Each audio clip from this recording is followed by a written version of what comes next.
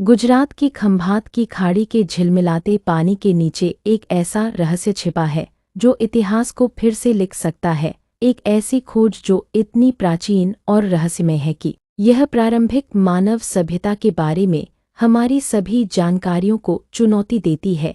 क्या भारत दुनिया के सबसे प्राचीन शहर का घर था, या यह सिर्फ प्रकृति का खेल है? आज हम उस लुप्त हो चुके पानी के नीचे के शहर की कहानी में गहराई से उतरते हैं। विज्ञान, किंवदंती और अनुत्तरित प्रश्नों की एक कहानी। वर्ष 2000 में राष्ट्रीय महासागर प्रौद्योगिकी संस्थान NIOT खंभात की खाड़ी में नियमित अध्ययन कर रहा था। सोनार इमेजिंग का उपयोग करते हुए शोधकर्ताओं ने समुद्र तल पर असामान्य आकृतियां देखीं। सीधी रेखाएं, आयताकार पैटर्न और किलोमीटरों तक फैली ज्यामितीय संरचनाएं। यह क्षेत्र लगभग 8 किलोमीटर लंबा और 3 किलोमीटर चौड़ा था। आज के कई प्राचीन शहरों से भी बड़ा।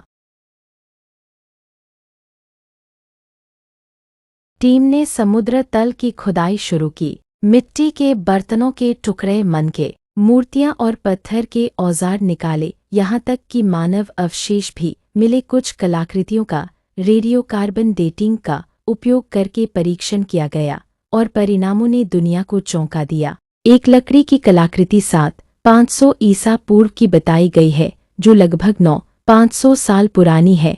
यह हड़प्पा सभ्यता से हजारों साल पहले की है और मेसोपोटामिया और मिस्र से भी पुरानी है। अगर यह सच है तो इसका मतलब होगा कि भारत में किसी भी ज्ञात सभ्यता से बहुत पहले एक विकसित शहरी बस्ती थी। मिट्टी के बर्तन कुशल कारीगरी का संकेत देते हैं, मन के व्यापार का संकेत देते हैं, और उस जगह का विशाल आकार एक संगठित समृद्ध समुदाय का संकेत देता है। लुप्त सभ्यता सिद्धांत समर्थकों का मानना है कि यह एक परिष्कृत शहर था जो हजारों साल पहले जलमग्न होने से पहले फला फूला था, संभवतः अंतिम हिमयुग के अंत में बढ़ते समुद्र स्तर के कारण।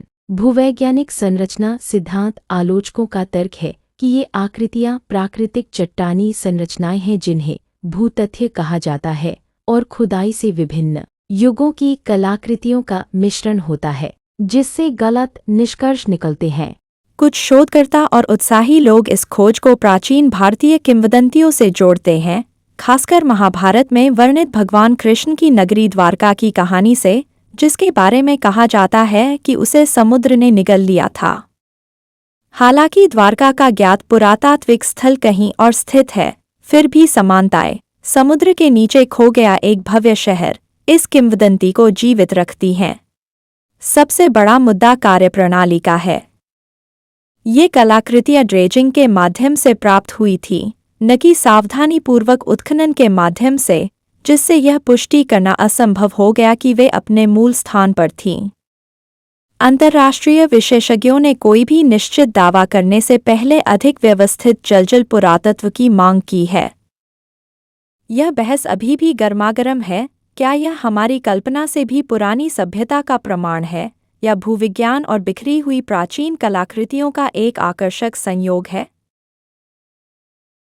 गुजरात की खंभात की खाड़ी की लहरों के नीचे भारतीय पुरातत्व की सबसे रहस्यमयी खोजों में से एक छिपी हुई है।